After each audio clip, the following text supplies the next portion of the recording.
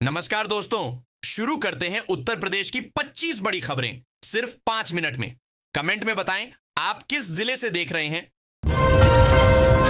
उत्तर प्रदेश में आंगनबाड़ी सहायिकाओं के 1407 पद खाली हैं और इंटर पास महिलाओं से 1 दिसंबर तक आवेदन मांगे गए हैं। यह भर्ती ग्रामीण क्षेत्रों की सेवाओं को मजबूत करने के उद्देश्य से है। चयन मेरिट पर आधारित होगा और स्थानीय महिलाओं को अधिक प्राथमिकता दी जाएगी। योगी सरकार ने 4 जिलों में विशेष खोज अभियान चलाने के निर्देश दिए हैं। डीएम और कमिश्नर को सख्त आदेश दिए गए हैं कि सभी प्रक्रियाएं पारदर्शी और तेजी से पूरी हों। यह अभियान सरकारी योजनाओं से जुड़े असली लाभार्थियों की पहचान सुनिश्चित करने के लिए शुरू किया गया है। रेलवे अब खाली पड़ी उपयोग से बाहर बोगियों को जरूरतमंद लोगों के लिए अस्थायी आशियाना में बदलेगा। इनमें पानी, रोशनी और बुनियादी सुविधाएं उपलब्ध कराई जाएंगी। यह पहल बेघर और असहाय लोगों को राहत देने और खाली संसाधनों का बेहतर उपयोग करने के उद्देश्य से शुरू की जा रही है। एक टूरिस्ट बस गूगल मैप की गलत दिशा दिखाने से शॉर्टकट लेते हुए 15 फीट नीचे गिर गई। घटना के बाद यात्रियों में चीख पुकार मच गई और राहत टीम तुरंत मौके पर पहुंची। हादसा फिर साबित करता है कि केवल तकनीक पर भरोसा करना कई बार जोखिम भरा हो सकता है। यूपी के एक जिले में राशन कार्डों की जांच के दौरान 15,000 अपात्र नामों को हटाने की प्रक्रिया शुरू हो गई है। प्रशासन का कहना है कि फर्जी या अनुचित तरीके से लाभ लेने वालों पर कार्रवाई होगी। इसका उद्देश्य यह सुनिश्चित करना है कि केवल पात्र परिवारों को ही सरकारी अनाज मिले। योगी सरकार ने स्पष्ट निर्देश दिए कि आधार कार्ड को जन्मतिथि प्रमाण के रूप में स्वीकार न किया जाए। कई मामलों में गलत जन्मतिथि पाए जाने के बाद यह निर्णय लिया गया है। अब जन्म प्रमाण पत्र या अन्य मान्य सरकारी दस्तावेज ही आयु सत्यापन के लिए मान्य होंगे। यूपी के मुख्यमंत्री योगी आदित्यनाथ ने प्रदेश में एक और स्थान का इस्लामिक नाम बदलने का ऐलान किया है, जो जैन धर्म से जुड़ा हुआ है। मुख्यमंत्री ने कहा कि फाजिल नगर का नाम बदलकर जैन आस्था के मुताबिक किया जाएगा। रामनगरी अयोध्या में उस समय हड़कंप मच गया जब फिरोजाबाद धनबाद रूट की 13,308 किसान एक्सप्रेस ट्रेन में बम होने की सूचना मिली। इसके बाद सुरक्षा एजेंसियां और पुलिसकर्मी सतर्क हो गए। पूरनपुर में मनरेगा के तहत काम करने के दौरान गन्ने के खेत से निकले बाघ ने श्रमिक पर हमला कर दिया। ग्रामीण की चीख पर पास के खेत में पानी लगा रहे लोगों ने हल्ला कर ग्रामीण को बचाया। देश भर के यूट्यूबर की पसंद अयोध्या बन गई है। यहां कोई भी बड़ा आयोजन होने पर अपना सिस्टम लेकर देश भर के यूट्यूबर रामनगरी पहुंच जाते हैं। ध्वजारोहण की तैयारियों से लेकर मुख्य कार्यक्रम को अपने तरीके से यूट्यूबर्स ने सोशल मीडिया पर साझा किया। उपभोक्ताओं को मूलधन में 25% तक की भारी छूट मिलेगी। इसके साथ सरचार्ज पर 100% छूट मिलेगी। बकाया बिल को छोटी छोटी आसान किस्तों में जमा करने की भी सुविधा होगी। यही नहीं, बढ़े हुए बिलों को सिस्टम द्वारा अपने आप औसत खपत के हिसाब से कम करने की सुविधा मिलेगी। 15 किलोमीटर की ऊंचाई पर हल्की राख के कारण धूप मुरझा गई है। ऐसे में उत्तर प्रदेश के ज्यादातर जिलों में दिन का पारा भी गिरा है। नगर में न्यूनतम तापमान 7.2 डिग्री रहा। यह सामान्य से 4.1 डिग्री सेल्सियस कम है। अधिकतम तापमान 25.4 डिग्री रहा, जो सामान्य से 1.5 डिग्री कम रहा। जामा मस्जिद से लगभग 1.5 किलोमीटर दूर हो रही खुदाई ने फिर 1978 के दंगे की यादें ताजा कर दी हैं, जब इसी क्षेत्र के एक कुएं से कई शव मिले थे। प्रशासनिक टीम सुरक्षा व्यवस्था के बीच पुराने रिकॉर्ड और संभावित सुरागों की तलाश में खुदाई जारी रखे हुए है। नाबालिग लड़कियों के अवैध निकाह और नियमों के उल्लंघन का मामला सामने आया है, जहां एक ब्रिटिश मौलाना के घर में बिना अनुमति संचालित गर्ल्स हॉस्टल चलता मिला। यहां नाबालिगों को गलत तरीके से रखा और विवाह कराया जाता था। प्रशासन ने जांच शुरू कर कई संदिग्ध गतिविधियों का खुलासा किया है। यूपी में 989 करोड़ की जीएसटी चोरी का बड़ा मामला खुला, जिसमें 335 फर्जी फर्मों के जरिए 5,478 करोड़ का टर्नओवर दिखाया गया। मास्टरमाइंड की डायरी से पूरे नेटवर्क की जानकारी मिली। विभाग ने कई खातों, दस्तावेजों और डिजिटल रिकॉर्ड को कब्जे में लेकर जांच को तेज किया है। एसआईआर प्रक्रिया पर नजर रखने के लिए एसपीए ने सभी जिलों में पदाधिकारी नियुक्त किए हैं।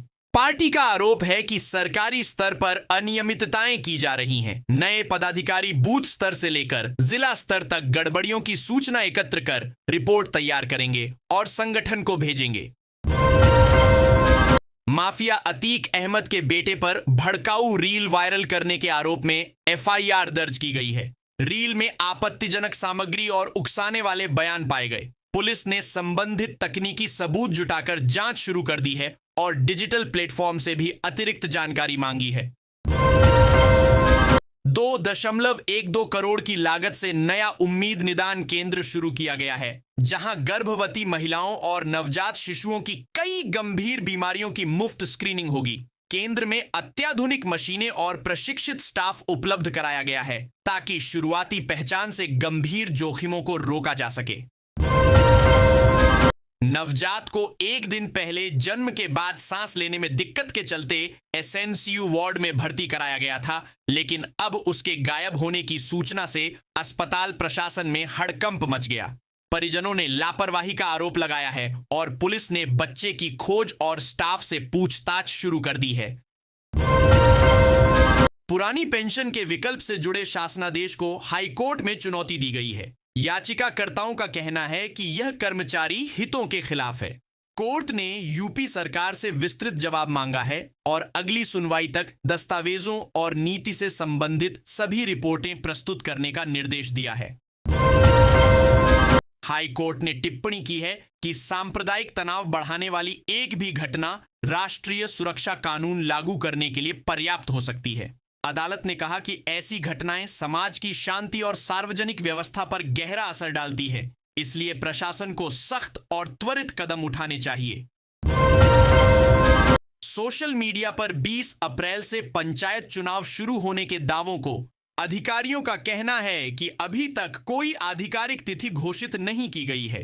राज्य निर्वाचन आयोग जल्द ही अंतिम कार्यक्रम जारी करेगा और तब तक वायरल हो रही सूचनाओं पर भरोसा न करने की सलाह दी है। आगरा में मुस्लिम बुजुर्ग मोहम्मद रईस को जय श्री राम बुलवाने के लिए युवकों ने धमकाया था। पुलिस जांच में पता चला कि आरोपियों ने वीडियो बनाकर सोशल मीडिया पर वायरल किया था। रईस ने बताया कि वह रोजगार के लिए बाहर जाते हैं और इस घटना से उनका परिवार डरा हुआ है। घटना के बाद पीड़ित ड्राइवर ने कहा कि अब वह टैक्सी बेचेगा क्योंकि बच्चे डरे हुए हैं और कहते हैं कि दोबारा कुछ हुआ तो कैसे बचेंगे। उसने बताया कि युवकों ने धार्मिक नारे बुलवाने के लिए दबाव बनाया था। पुलिस ने मामला दर्ज कर आरोपियों की तलाश तेज कर दी है। गाजियाबाद में पार्श्वनाथ गुफा मंदिर के उद्घाटन पर योगी आदित्यनाथ ने कहा कि नई ऊंचाई पाना है तो अध्यात्म अपनाना होगा। उन्होंने बताया कि कुशीनगर के फाजिल नगर का नाम बदला जाएगा। सीएम ने कहा कि धार्मिक स्थलों 3 के विकास से समाज में सकारात्मकता और सांस्कृतिक चेतना बढ़ती है। योगी सरकार महिलाओं के आर्थिक सशक्तिकरण पर बड़ा फोकस कर रही है। लखपति दीदी योजना के तहत लक्ष्य 1 करोड़ महिलाओं को आर्थिक रूप से सक्षम बनाना है। सरकार का मानना है कि स्वयं सहायता समूहों की महिलाएं ग्रामीण अर्थव्यवस्था में गेम चेंजर साबित हो सकती हैं और नए रोजगार पैदा करेंगी। यूपी में एसआईआर को लेकर विवाद बढ़ा है और 21 बीएलओ पर एफआईआर दर्ज हुई है। काशी में मुस्लिम महिलाओं ने एसआईआर के समर्थन में प्रदर्शन किया। लखनऊ व वाराणसी में पुलिस और कांग्रेस कार्यकर्ताओं के बीच भिड़ंत हुई। राहुल गांधी ने चुनाव आयोग पर पक्षपात का आरोप लगाया है। भारत ने पाकिस्तान को धर्मनिरपेक्षता और धार्मिक स्वतंत्रता पर बयान देने से पहले आत्मचिंतन की सलाह दी। वहीं सीजेआई दिल्ली में टहलने के बाद अस्वस्थ हो गए। अखिलेश यादव ने दावा किया कि एसआईआर प्रक्रिया से यूपी में 3 करोड़ वोट कट सकते हैं, जिससे जनता का नुकसान होगा। एक मूक बधिर लड़की 90 किलोमीटर पैदल चलकर मुख्यमंत्री योगी से मिलने पहुंची। उसके पैरों में छाले देखकर सीएम भावुक हुए। लड़की ने इशारों में बताया कि वह पुलिस बनकर अपराधियों से लोगों को बचाना चाहती है। मुख्यमंत्री ने उसके साहस और जज्बे की प्रशंसा की। लखनऊ में कांग्रेस कार्यकर्ताओं और पुलिस के बीच झड़प हुई। कार्यकर्ता बैरिकेडिंग पर चढ़ गए और कई को घसीटकर हटाया गया। कांग्रेस का आरोप है कि चुनाव आयोग अब आरएसएस की नई शाखा जैसा काम कर रहा है। प्रदर्शनकारी एसआईआर और चुनावी प्रक्रियाओं में कथित अनियमितताओं का विरोध कर रहे थे।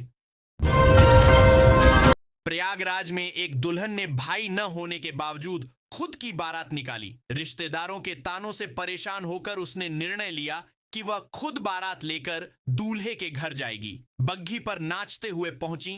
दुल्हन का यह अनोखा अंदाज लोगों के बीच चर्चा का विषय बन गया। प्रयागराज के संगम क्षेत्र में बोलेरो से 30,000 रुपये नकद और कपड़े चोरी हो गए। फतेहपुर से आए सिंचाई विभाग के 6 कर्मचारी स्नान करने गए थे। लौटकर देखा तो गाड़ी टूटी हुई थी और सामान गायब। कर्मचारी बनियान गमछे में ही वापस जाने को मजबूर हुए। पुलिस जांच कर रही है। मैनपुरी के करहल क्षेत्र में लंबा जाम लग गया, जिसमें मरीज लेकर जा रही एम्बुलेंस करीब आधे घंटे तक फंसी रही। वीडियो सामने आने के बाद लोगों में नाराजगी दिखी। जाम का कारण सड़क पर भारी भीड़ और अव्यवस्थित वाहन थे। पुलिस ने बाद में रास्ता खुलवाया और यातायात सामान्य कराया। मथुरा की यूपी रोडवेज बस में एक दंपति अपने तोते के साथ सफर कर रहा था। चेकिंग के दौरान कंडक्टर ने तोते के लिए भी 126 रुपये किराया काट दिया। दंपति ने पहले विरोध किया, फिर किराया भरना पड़ा। मामला वायरल हुआ तो लोग बस में तोते का टिकट देखकर हैरान रह गए। प्रयागराज में अतीक अहमद के छोटे बेटे की दबंगई का वीडियो सामने आया है। उस पर असलाहा लहराने और धमकी भरे व्यवहार का आरोप है। पुलिस ने वीडियो के आधार पर केस दर्ज कर जांच शुरू कर दी है। स्थानीय लोगों में दहशत फैलाने और कानून व्यवस्था बिगाड़ने की शिकायतें भी मिली हैं। सीएम योगी आदित्यनाथ ने गीता प्रेस गोरखपुर की लंबे समय से लंबित मांग को पूरा कर दिया। गीड़ा क्षेत्र में उन्हें 10 एकड़ जमीन आवंटित की जाएगी। गीता प्रेस इसका उपयोग विस्तार और प्रकाशन कार्यों के लिए करेगा। सीएम ने कहा कि यह भारतीय संस्कृति और आध्यात्मिक साहित्य के संरक्षण के लिए महत्वपूर्ण कदम है।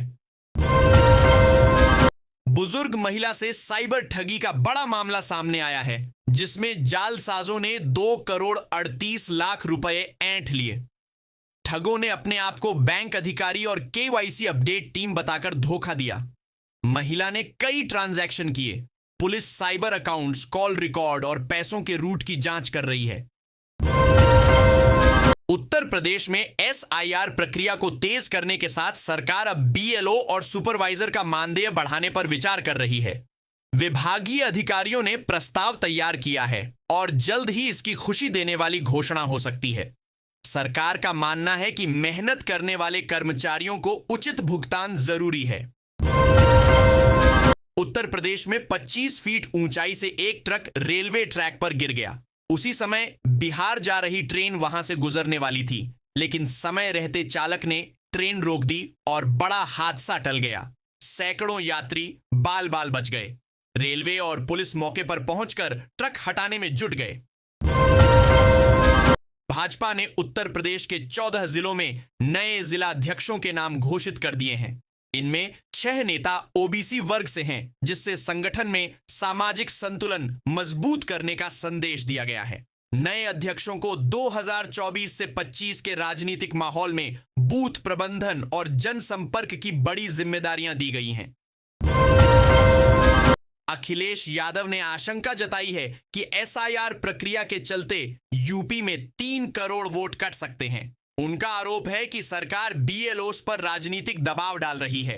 उन्होंने कहा कि वास्तविक मतदाताओं को डाउटफुल बताकर बाहर किया जा रहा है और यह लोकतंत्र के लिए खतरा है। पूर्व सीएम अखिलेश यादव ने श्री राम मंदिर के दर्शन को लेकर संकेत दिया है कि वह जल्द अयोध्या जाएंगे। धर्म ध्वजारोहण के एक कार्यक्रम के बाद उन्होंने कहा कि समय आने पर वह भी दर्शन करेंगे। उनके इस बयान को बदली हुई राजनीतिक रणनीति और संतुलित रुख के रूप में देखा जा रहा है। सपा सांसद ने आरोप लगाया है कि उन्हें दलित समाज से होने के कारण ध्वजारोहण समारोह में नहीं बुलाया गया। बीजेपी ने जवाब दिया कि कार्यक्रम में कोई जातिगत भेदभाव नहीं था और निमंत्रण सूची प्रशासन द्वारा तय की गई थी।